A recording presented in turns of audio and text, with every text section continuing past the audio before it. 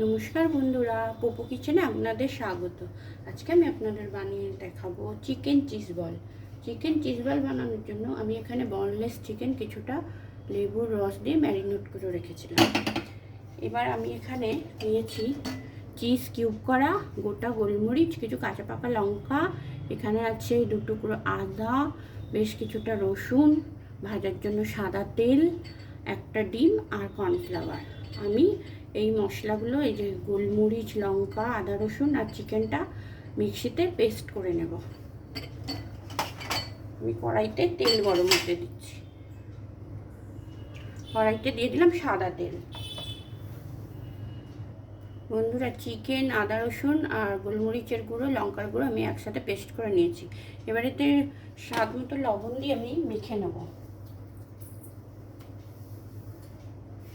আর বাইন্ডিংয়ের জন্য সামান্য কর্নফ্লাওয়ার দিচ্ছি। এটাকে আমি ভালোভাবে মেখে নেব। এখানে আমি ডিম আর কর্নফ্লাওয়ার ভালো করে গুলে নিচ্ছি।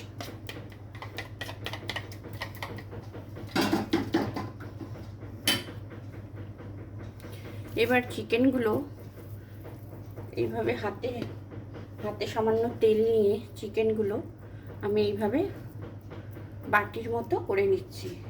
এবার এর ভেতরে এক টুকরো চিজ দিয়ে দিলাম বন্ধুরা। এবার এটাকে গোল করে নেব ভালো করে। তেল আমাদের গরম হয়ে গেছে। এবারে আমি কর্নফ্লাওয়ার আর ডিমের গোলায় এটাকে চুবিয়ে নেব। কর্নফ্লাওয়ার আর ডিমের গোলায় চুবিয়ে নিয়ে এটা আমি কড়াইতে দিয়ে দিচ্ছি। এইভাবে আমি সবকটা তৈরি করে নেব বন্ধুরা।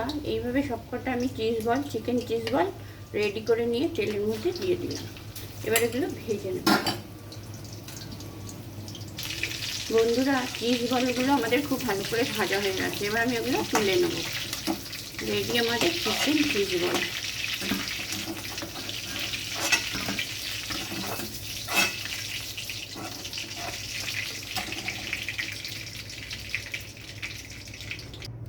দেখুন বন্ধুরা, কত সুন্দর হয়েছে চিকেন চিজ বল। আমি একটা কেটে এখানে দেখিয়েছি, দেখুন বন্ধুরা। যদি আমার রান্নার ভিডিও আপনাদের ভালো লেগে থাকে তাহলে অবশ্যই আমার চ্যানেলটাকে সাবস্ক্রাইব করে একটা লাইক করে দেবেন।